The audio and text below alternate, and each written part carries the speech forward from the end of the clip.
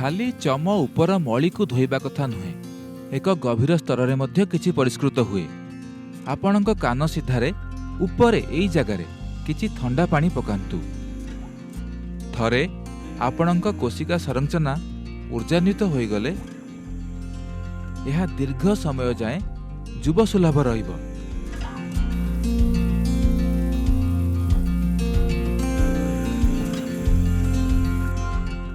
ଅନେକ ଭାରତୀୟ ଭାଷାରେ ସାଧାରଣ ବ୍ୟବହାରରେ ହଠ ଶବ୍ଦର ଅର୍ଥ ହେଉଛି ଜିଦ୍ଦି। ଏଇ ଗୁଣଟି ହିଁ ଆପଣଙ୍କର ଆବଶ୍ୟକ। ଆପଣଙ୍କ ଦେହ କୁହେ ବାସ୍ ବହୁତ ହୋଇଗଲା, କିନ୍ତୁ ଆପଣ ଜିଦ୍ଦିରେ। ଏଇଟା ହିଁ ହଠଯୋଗ। ଆପଣଙ୍କ ମନ କୁହେ ବହୁତ ହୋଇଗଲା, ଆଉ କରିପାରିବିନି, କିନ୍ତୁ ଆପଣ ଅଟଳ, ବାସ୍ କରିଚାଲନ୍ତି। ହଠଯୋଗର ମାନେ ଏପରି ଏକ ଦେହ ତିଆରି କରିବା ଯାହା ଜୀବନ ଯାତ୍ରାରେ ବାଧା ହେବ ନାହିଁ। It will become a stepping stone. ଚରମ ସମ୍ଭାବନାରେ ପ୍ରସ୍ଫୁଟିତ ହେବା ପଥରେ ଏହା ଏକ ପାହାଚ ହେବ, ବାଧା ସାଜିବନି କି ରାସ୍ତା ରୋକିବନି, ବରଂ ସହାୟକ ହେବ।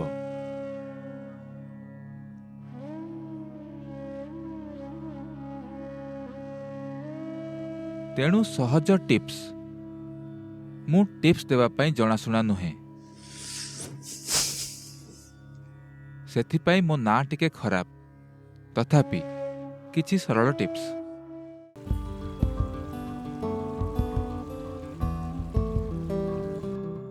ଯୋଗ ସଂସ୍କୃତିରେ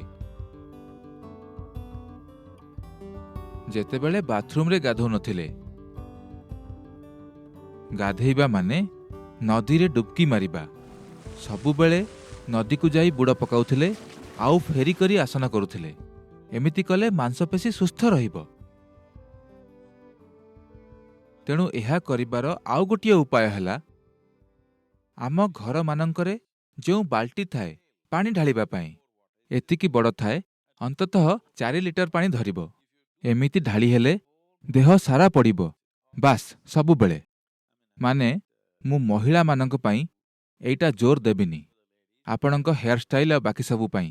ହେଲେ ଗାଧୋଇବାର ମାନେ ପ୍ରଥମ ପାଣି ମୁଣ୍ଡରେ ପଡ଼ିବା ଉଚିତ, ସବୁବେଳେ।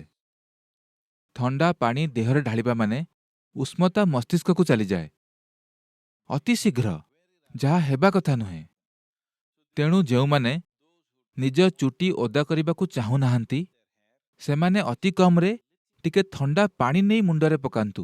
ଜାଣିଛନ୍ତି ଏଠି ଗୋଟେ ଜାଗା ଅଛି, 2 କାନ ସିଧା ଉପରକୁ, ସେଇ ଜାଗାରେ ଟିକେ ଥଣ୍ଡା ପାଣି ପକାନ୍ତୁ।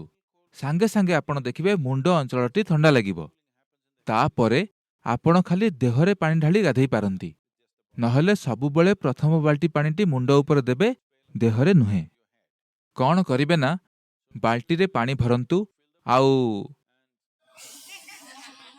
ସକାଳୁ ଏମିତି କରିବା ସବୁଠୁ ଭଲ। ଦେହଟା ପାଣିରେ ବୁଡ଼ିବା କଥା, ଏକ ପ୍ରକାର ନଦୀରେ ବୁଡ଼ିଲା ପରି ଆପଣ କରୁଛନ୍ତି, ଠିକ୍ ଅଛି? ସେଇ ସମୟରେ ଆପଣଙ୍କ ପୁରା ଦେହ, ଅନ୍ତତଃ ପୁରା ଚର୍ମ ପାଣିରେ ବୁଡ଼ି ରହିବା କଥା, ଏକା ସାଙ୍ଗରେ। ଏଠି ଟିକେ ସେଠି ଟିକେ, ଏଠି ଟିକେ ସେଠି ଟିକେ ନୁହେଁ। ପାଣି ଢାଳିବେ ମାନେ ପୁରା ଦେହକୁ ଲାଗିବା ଦରକାର, ଯେ ସତେ ଯେମିତି ଆପଣ ବୁଡ଼ ପକାଉଛନ୍ତି। ତେଣୁ ଏମିତି ପାଣି ଢାଳିଲେ ଦେହରେ ଏକ ପ୍ରକାର ଶୀତଳତା ଆସିବ ଏବଂ ମାଂସପେଶୀ ସବୁ ନମନୀୟ ହେବ। ଶାୱାର ବି ଏହା କରିପାରେ। ଯଦି ପାଣିର ଚାପ ବେଶୀ ଥାଏ କିମ୍ବା ଅତି କମରେ ପାଣି ଅଧିକ ବାହାରୁଥାଏ, ତେବେ ଶାୱାର ବି କାମ କରିପାରିବ।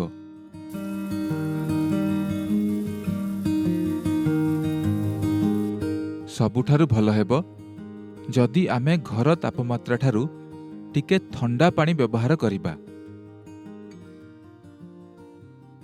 Just a certain volume of water. ଏକ ନିର୍ଦ୍ଦିଷ୍ଟ ପରିମାଣର ପାଣି ଦେହ ଉପରେ ବହିଯିବା କିମ୍ବା ସେଥିରେ ଭିଜିଯିବା, ଯାହାକି ଘରର ତାପମାତ୍ରାଠାରୁ ଟିକେ ଅଧିକ ଥଣ୍ଡା।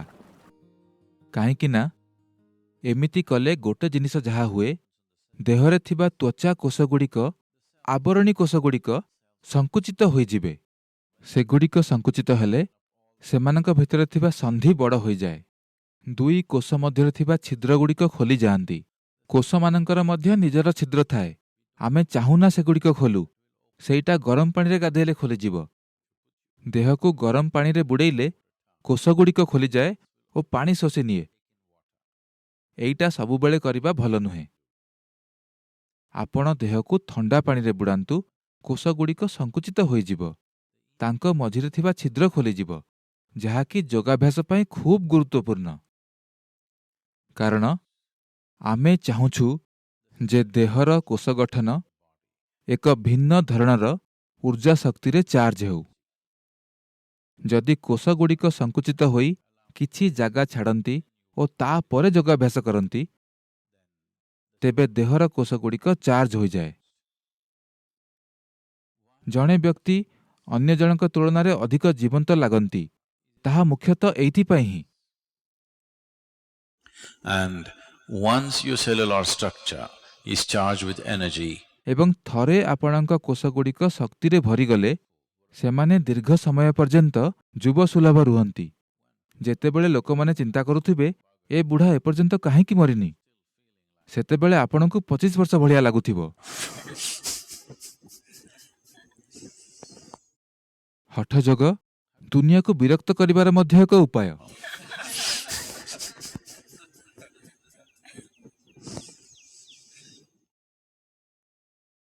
ତେଣୁ ଘର ତାପମାତ୍ରାଠାରୁ ସାମାନ୍ୟ ଥଣ୍ଡା ପାଣି ବ୍ୟବହାର କରିବା ଉଚିତ। ଭାରତରେ, ବିଶେଷ କରି ଦକ୍ଷିଣ ଭାରତରେ ଏଇଟା ଏକ ସମସ୍ୟା ନୁହେଁ। ପାଣି ସର୍ବଦା ଏହି ତାପମାତ୍ରାରେ ଥାଏ, ଉଚିତ ଜାଗା। କିନ୍ତୁ ଯଦି ଆପଣ ଏକ ଥଣ୍ଡା ଦେଶରେ କିମ୍ବା ଶୀତ ଜଳବାୟୁରେ ଅଛନ୍ତି, ପାଣି ଅତ୍ୟଧିକ ଥଣ୍ଡା ହୋଇପାରେ, ଯେଉଁଟାକି ଭଲ ନୁହେଁ। ପାଣି ଘର ତାପମାତ୍ରାଠାରୁ ଧରିନିଅନ୍ତୁ 5ରୁ 8 ଡିଗ୍ରୀ ସେଣ୍ଟିଗ୍ରେଡ୍ କମ୍ ଥିବା ଉଚିତ।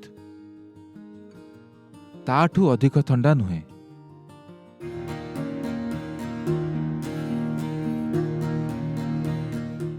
ଯଦି ଆପଣଙ୍କୁ ସହଜରେ ଥଣ୍ଡା ଧରିଯାଏ, ତେବେ ଆରମ୍ଭରୁ ପ୍ରଥମ କିଛି ସପ୍ତାହ ଯାଏଁ 1 ଚାମଚ ୟୁକାଲିପ୍ଟସ୍ ତେଲ ଥଣ୍ଡା ପାଣିରେ ମିଶାଇ ନିଜ ଉପରେ ଢାଳି ଦିଅନ୍ତୁ।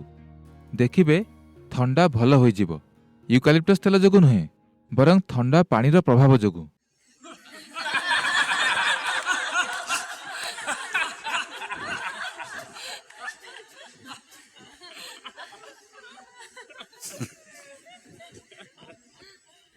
if you have an infection and something else where excess mucus is being generated, ଯଦି ଆପଣଙ୍କୁ ଅନ୍ୟ କୌଣସି ଇନଫେକ୍ସନ୍ ଅଛି କିମ୍ବା ଅତିରିକ୍ତ କଫ ହେଉଛି, ତେବେ ଅନ୍ୟ ଚିକିତ୍ସା କରିବାକୁ ପଡ଼ିବ।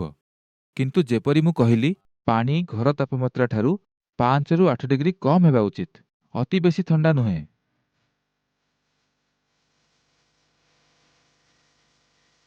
ଯଦି ଅନ୍ୟ କୌଣସି ପ୍ରକାର ସମ୍ବନ୍ଧ, କୌଣସି ପ୍ରକାର ମିଳାମିଶା ଯାହା ବି ହେଉ, ଭିଡ଼ ଭିତରେ ବହୁତ ସମୟ ରହିଛନ୍ତି, ତେବେ ଘରେ ପହଞ୍ଚିବା ମାତ୍ରେ ହିଁ ପ୍ରଥମ କାମ ହେଉଛି ଗାଧେଇବା।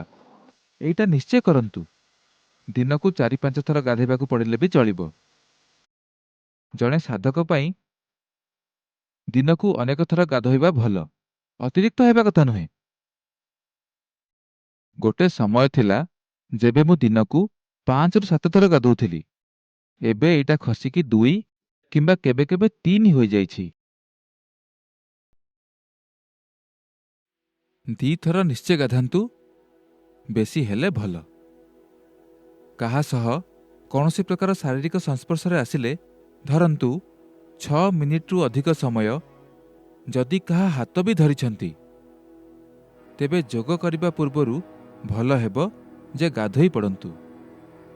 ଏଇଟା ପରିଷ୍କାର ହେବା ବିଷୟରେ ନୁହେଁ, ଦେହକୁ ସଫା କରୁନାହାନ୍ତି ସେଇଟା ଲକ୍ଷ୍ୟ ନୁହେଁ।